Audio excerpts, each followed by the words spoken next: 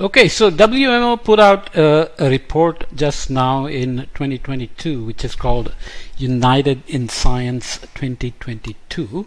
It's a multi-organization, high-level compilation of the most recent science related to climate change, climate impacts, and climate responses. Obviously, repeats some of the things we have already talked about or re-emphasizes them, let's say. But I wanted to include it because it has a unique approach where it also looks at the climate change and carbon cycle emissions, etc., in the last 5 years and makes predictions for just the next 5 years, which is very unique and very important, I think, because as you know from my earlier podcast, that I'm a bit skeptical about projections beyond 2050 where scenario uncertainties, the representative concentration pathways, the shared socioeconomic pathways that are used, they tend to dominate the projections, whereas in the earlier period there's a very strong wind, but hopefully it's not bad. The earlier timescales tend to be dominated by model uncertainties, which we know much more about. Also, with the COVID, we know that expecting how the global humanity, social, economic systems, etc., will respond in the future, especially when a crisis comes along. So this is kind of the summary wheel diagram looking at United in Science. You can start here. 2015 to 2021 were the 7 warmest years on record happened. We have seen this in many different ways. Each decade has been warmer than the previous, and all the records are being now broken more recently.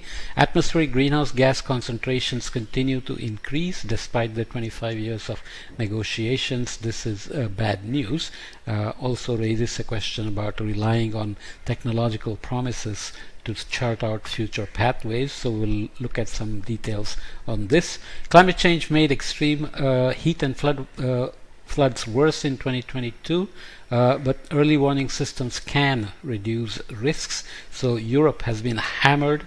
US, India, China, every country, every continent you can think of has been hammered by extreme events, floods and droughts in 2022.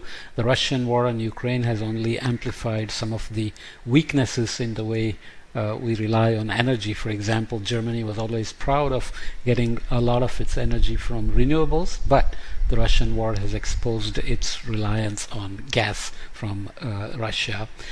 Cities are major contributors to global emissions and highly vulnerable to climate impacts. So we'll look at a little section on urban climate change issues.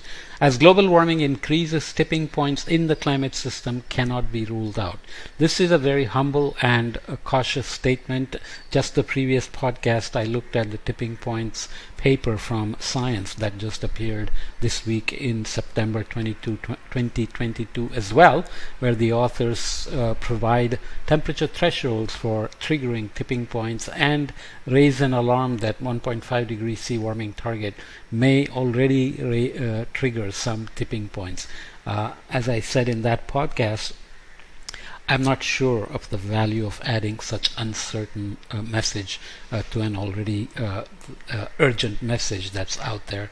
There is a 93% chance that at least 1 year between 2022 to 2026 will be the hottest on record. This is clear as we keep getting hottest years on record happening.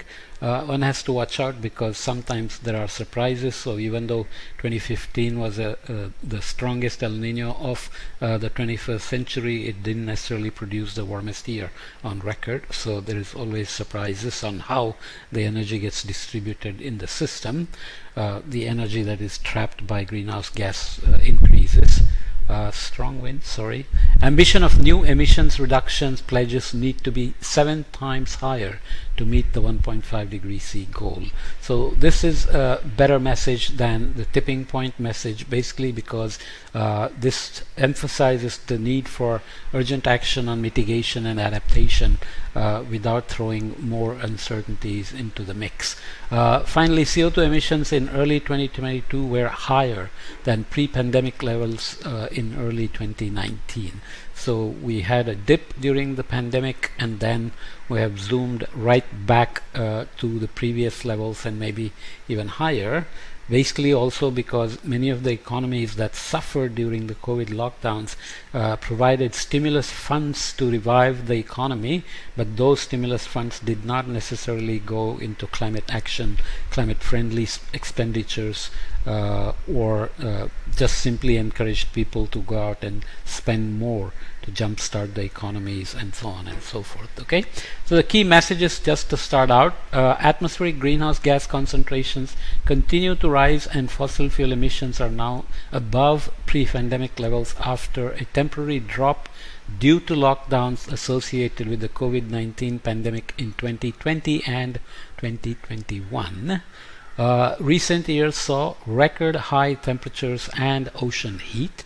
Looking forward, there is a 48% chance that at least 1 year in the next 5 years, annual mean temperature will temporarily be 1.5 degrees C above that in 1850 to 1900. In other words, we will cross the 1.5 degrees C threshold, which is used as one of the safer targets.